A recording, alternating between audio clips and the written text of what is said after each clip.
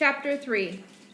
When Georgie regained consciousness, the dimly lighted apartment seemed to be full of people. The first person he saw was a young woman in a nurse's uniform, who leaned over him as he lay on the sofa, bathing his head and neck, laying soft bandages across his wounds.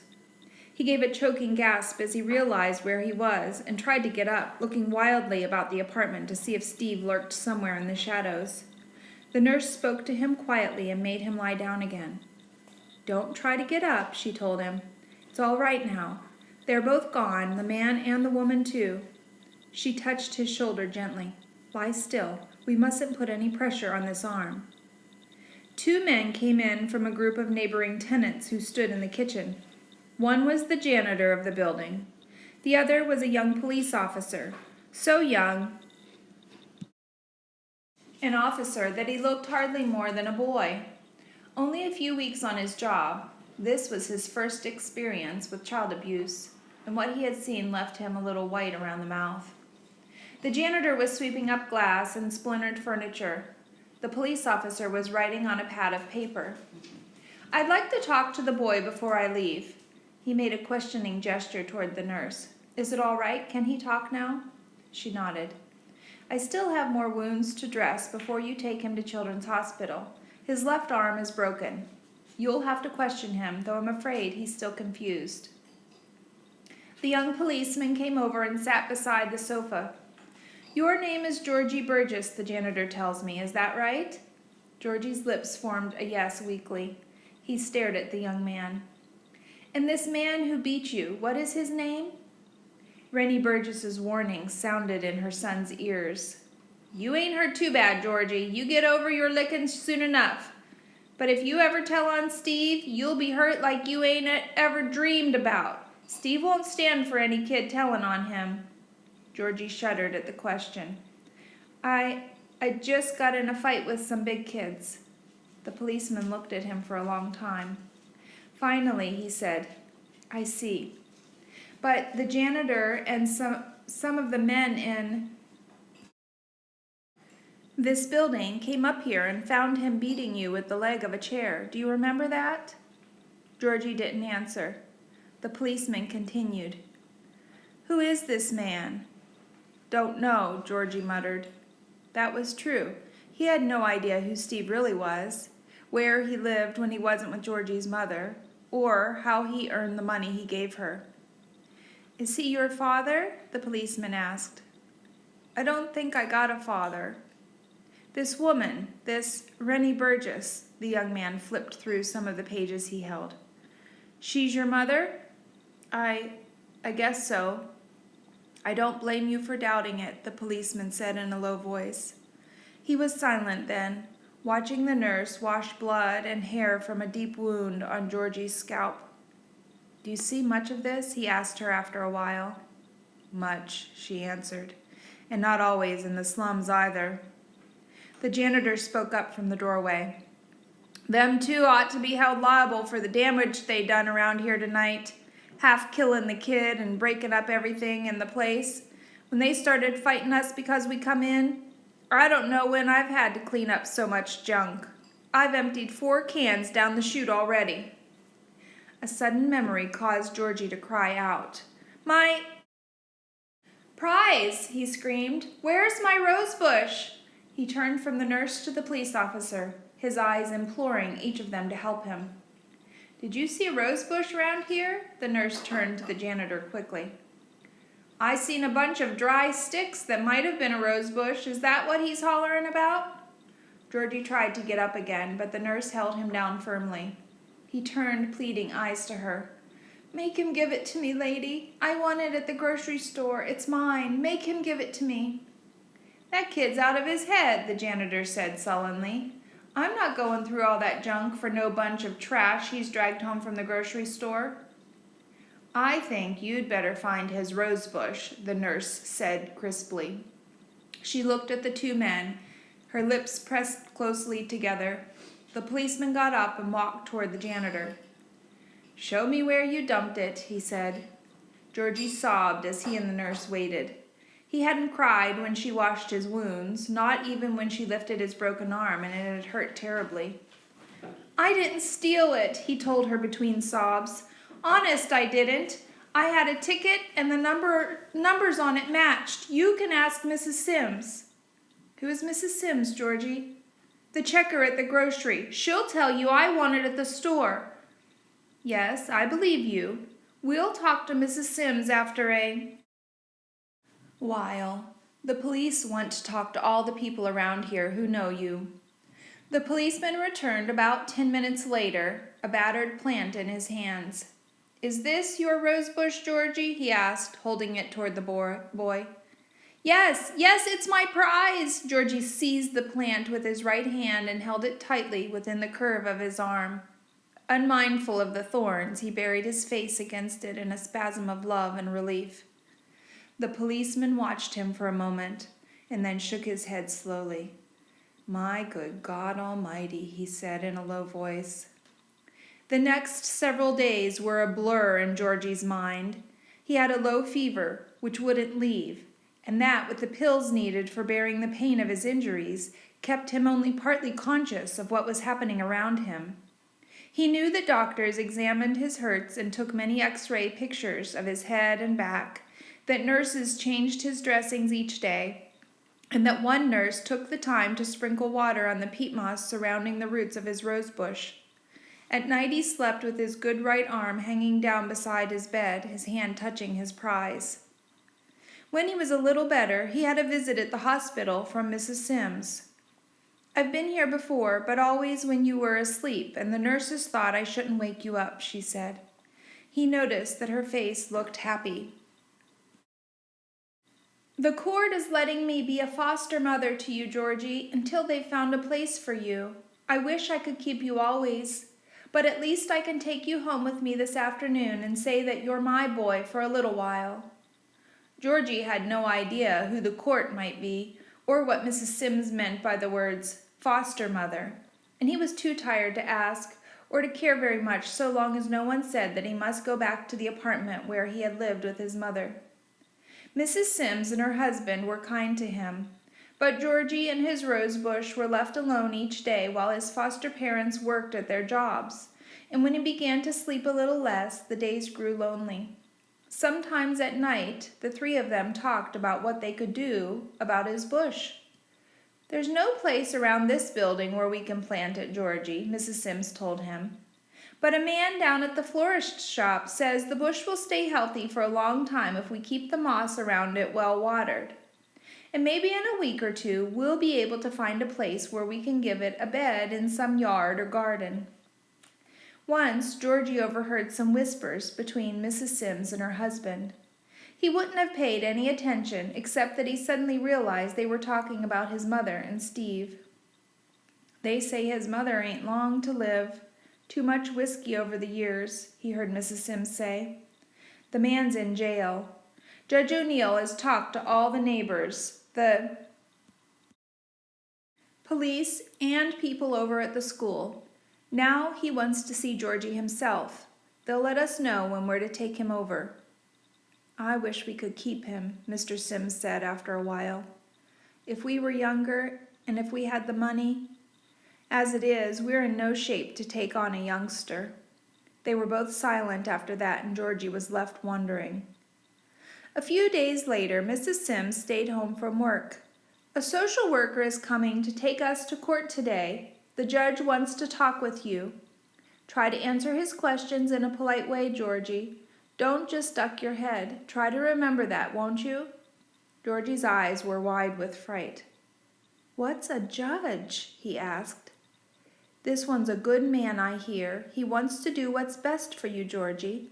You needn't feel afraid. He just needs to know you better. On the day they went to court, a tall woman who called herself a social worker pushed Georgie in a wheelchair down a long hall, which seemed to him to go on and on for at least a mile, with dozens of closed doors on either side.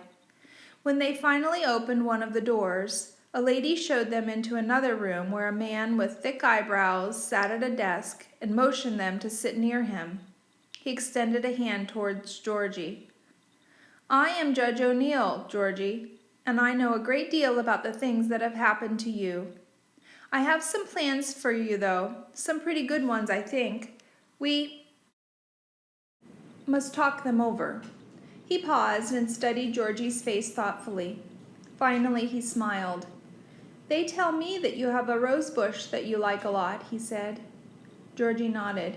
He wondered who would have told this stranger about his prize. "I am a rose fancier myself, Georgie. That means that I grow roses, and I try to learn all I can about caring for them. I can understand how eager you are to get your bush planted, and so I found a place out in the country for you where some very nice people will take care of both you and your bush." Georgie just stared at him, knowing he'd have to say all right. Grown-up people could do anything they wanted to do. "This place I have in mind is a school where you will live, where you'll eat and sleep and learn, where the people who have been cruel to you can never hurt you again. It's a very good school." The word school made Georgie gasp. "Couldn't I stay with Mrs. Sims?" he managed to ask. "I'm afraid not. Mrs. Sims and her husband can't very well take care of you. Anyway, I think you should be taken far out of your old neighborhood." Judge O'Neill was silent for a short time, and then continued in his deep voice. "This school is for boys, most of whom have lost one or both parents, though some of them are sent there by both parents simply because it's a good place for boys to learn and at the same time be healthy and happy. The lady in charge is one of the finest teachers I have ever known. You'll like her. She's a tiny little woman about this high." He lifted his hand to a point just a few inches above the back of his chair. "You'll call her Sister. Her full name is Sister Mary Angela." Georgie's head drooped, and he made no reply. The judge reached out a hand and patted the boy's knee. Then he spoke to the social worker. "I've managed to convince the board of directors that they can afford to take him for 3 months without tuition. After that, I think we can get someone to sponsor the boy if he fits into the school, especially if Sister Mary Angela wants to keep him. I'm confident that this is the place for him." He shook hands with Georgie then and wished him good luck. "Sister Mary Angela will find a place for your rose bush too, Georgie. I've told her about it, and she says no problem." Georgie sighed deeply. He was reassured he would be safe from Steve. He wouldn't have to be hungry or sleep in the alley. Best of all, the rose bush would have a home. But in spite of that, he felt an emptiness, a bewilderment about what was happening to him. That night, he lay awake and stared into the darkness, wondering and worrying and becoming more and more afraid. When plans were made to drive Georgie out to the school, Mrs. Sims put in a plea to ride along. "I want to know what the place is like. I want to see the people he'll be with," she explained earnestly. "If this place don't work out for Georgie, maybe we can take him. I don't know. I just don't know how we'd manage, but I can't sleep the night through till I know things are going to be all right for him." And so the three of them, Mrs. Sims, the social worker, and Georgie, left for the school one bright spring morning. Georgie sat alone in the back seat of the car with the rosebush at his feet and watched the highway wind between woods and rivers and orange groves, through little towns with white roofs reflecting the glare of sunlight, along sandy beaches where blue water lapped endlessly and gulls circled and sped away like miniature silver jets diving through the sky. They reached the school shortly after noon. It was a wide, rambling building of pale pink brick with dozens of white windows facing a roof of red tile. The social worker thought the green lawn with the white statue of a lady and her child under the shade trees made a lovely picture. The building itself, however, she thought was very ugly. A monstrosity, she said, and Mrs. Sims agreed with her. Georgie didn't know. He supposed it was ugly. All schools were, so far as he was concerned. It was in the midst of a wide countryside with woods back of it, and a bright river shining in the distance. Across the street, which was actually an unpaved lane bordered by a low curb, was the only other building to be seen. It was a large, white, two-story house with green shutters and a green roof to match. It was much more beautiful, the two ladies in the front seat thought, than the school. The school was a woman's college when it was first built, the social worker explained to Mrs. Sims. The big house across the way had been the president's home. I've heard that it was bought 2 or 3 years ago by Paul Harper, a well-known writer who was killed in a car accident last year. His wife, Judge O'Neill tells me, was an actress in and around New York City. It seems they moved down here because of a retarded child. When Georgie and his companions walked up the wide flight of concrete steps to the front entrance of the school, they were met by a tiny woman with a pretty face and great dark eyes that laughed one minute and were filled with a deep gentleness the next. She wore a white dress and a short veil set far back on her hair and held in place by a white band. Some strands of hair had settled themselves across her forehead and were plastered there by the damp midday heat. "I am Sister Mary Angela," she said in greeting, and after shaking hands with the two women, she turned and took Georgie's hand. "I'm glad you're here, Georgie, both you and your rosebush. Judge O'Neill called to ask if we could find a good place for you to plant it, and I told him you could choose any one of a half-dozen places. We'll give the bush a sprinkle of water, and then you can put it outside your window for the night." Georgie ducked his head, in spite of Mrs. Sims' urging that he break this particular habit, and he could think of nothing to say. He was frightened and uneasy as he stood with the three women, especially when he heard Mrs. Sims say in a low voice, which she might have known he could overhear, "He's not had much home life, sister. He's picked up some careless habits, bad table manners, and forgetfulness about taking a bath. He may, once in a while, say some words that will shock you." Sister Mary Angela laughed. "I am well acquainted with the ways and words of little boys from city streets, Mrs. Sims. I don't go into shock easily." When they were seated in the front parlor, she rang a bell on a nearby table, and a moment later a young nun came into the room. When Sister Mary Angela had introduced her to the two women, she led Georgie to the newcomer. "Sister Monica will take you to the dining room for a bite of lunch, Georgie, and then she will get one of the boys to show you around the playground. We'll call you before your friends leave."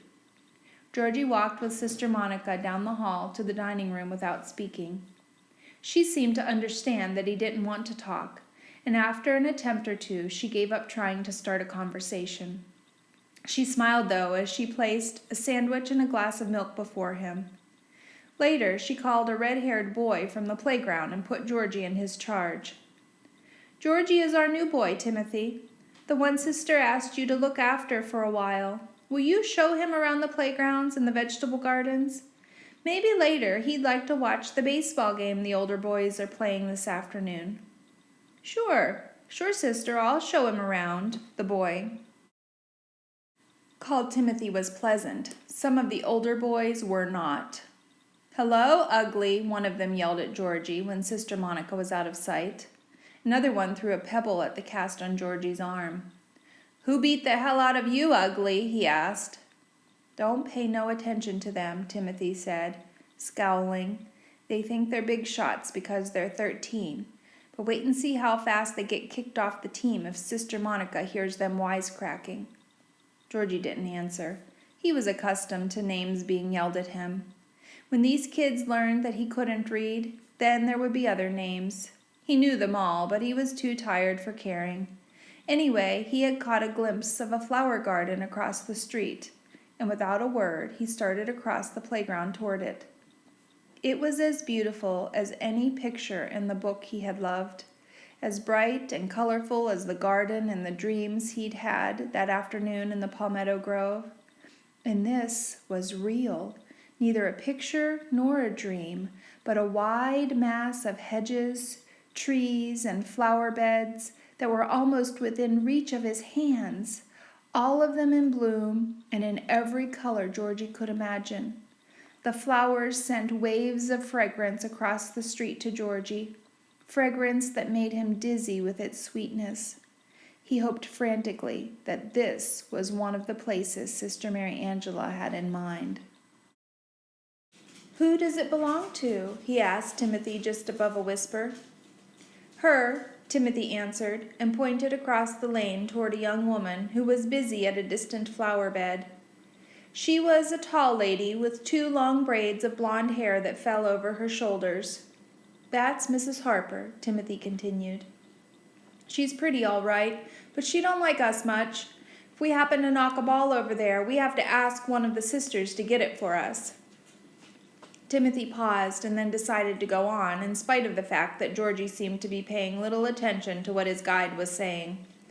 You see, she had a boy named Paul, and he was a nice kid. All of us liked it when his dad brought him over to play ball with us. But one day some man didn't stop at a red light, and Paul and his dad got killed. There's a grandfather that lives over there, and he's a real good guy. Sometimes he comes over and reads out loud to us. And there's a little boy that ain't right up here. Timothy put a finger to his temple. He's cute, though, and we'd like to go over, some of us would, and play with him. But no, a big fat no. Mrs. Harper would scalp us bald if we went over there. Georgie barely heard Timothy's words. The garden grew more beautiful with each passing moment, and he realized that here was where his rosebush must be planted. After all his worry and searching, he had found the perfect place for his prize. That evening, after Georgie had said goodbye to Mrs. Sims and the social worker, he went into the dining room with Timothy and sat beside him at one of the many round tables where a group of boys near his age ate together. There was a great deal of laughing among them, a cautious kicking of neighboring shins underneath the table. Occasionally, a pellet of pressed breadcrumbs was sent flying across the dishes straight into the face of someone directly opposite. Once, one of the boys asked Georgie about the cast on his arm, but Sister Monica happened along about that time and gave the questioner a certain kind of look. That meant, "Shut up," Timothy explained in a low voice, after talking had again been resumed around the table. She told us this afternoon that we're not supposed to ask things about how another guy looks, but some of these clowns can't mind their own business. Timothy shrugged his shoulders, and Georgie was grateful that the boys ignored his cuts and bruises during the remainder of the meal. As twilight grew deeper, Timothy told Georgie that they must go into the chapel for something he called Vespers. It's just some guys singing while Sister Mary Angela plays the organ. When that's over, we say a prayer or two. Afterward, we can raise the roof till bedtime. We don't always want to go, but we got to do it, no matter if we're Catholic or not. He grinned at Georgie in a friendly way. You meet me at the big door yonder when you hear a little bell ring, and we'll go in together. The sound of the bell, however, Georgie slipped out of doors. There wasn't another boy in sight, not a nun, not anyone to disturb him. He took his rosebush from under his window and hurried out to the curb where he could look across at the wonderful garden. After a long time, when the evening was almost night, he saw Sister Mary Angela coming toward him. She picked up a low stool from the lawn and seated herself upon it beside him. Thought maybe she'd be mad about the thing called Vespers, but she didn't say anything about it. I've been wanting to talk to you about your rosebush, Georgie, she said in a friendly voice. We'd better get it planted tomorrow, hadn't we? He wouldn't look at her. Where? He asked. How about just outside your room on the first floor? You'd be near it. You could see it the last thing before you go to sleep and the first thing in the morning. Wouldn't that be a good place? No, Georgie answered. Where would you like to plant it then? In the garden. You mean that garden? She asked, pointing across the street. Yes. We can't, Georgie. That is not our garden, and the lady who owns it is very strict about forbidding any of our boys to be over there. Sister Mary Angela stared over at the garden, and her face grew sober, as if she had many thoughts in her mind. You see, Georgie, she said, after a while, Mrs. Harper and her husband made that garden beautiful again after it had been neglected for a long time. It was something they both loved, and it helped them to forget the homesickness they felt for their home in New York and for their old friends. Now that her husband is dead, it reminds her of him. She would never allow us to plant a strange flower or bush in her garden. Georgie did not answer. Now, let's think of a place over here, Sister Mary Angela continued. I'll be proud to have a lovely rose somewhere on our grounds and to have you here so that you can take good care of it. Judge O'Neill will want to know how your bush is coming along. He may be able to drive out some day to see it. The right place is over there, Georgie muttered, his head still lowered. Why is Mrs. Harper's garden more of a right place than dozens of others, Georgie? It's like the garden in my book. My rose bush has to be there. Sister Mary Angela pressed a hand against her temple as if her head ached. It was a while before she spoke, but when she did, her voice was very firm. I have to tell you, Georgie, that the answer is no. I will do all I can to make you happy, but your rose bush can't be planted over there. Georgie raised his head and looked straight into her eyes. If you won't let me, I won't plant it anywhere. Then it will die, and after that, I will die. Sister Mary Angela sighed deeply as she got to her feet. We must go inside now, Georgie. It's time that you were in bed. We'll talk about this again tomorrow. She held out her hand, but he drew away and walked silently beside her to the room she had prepared for him.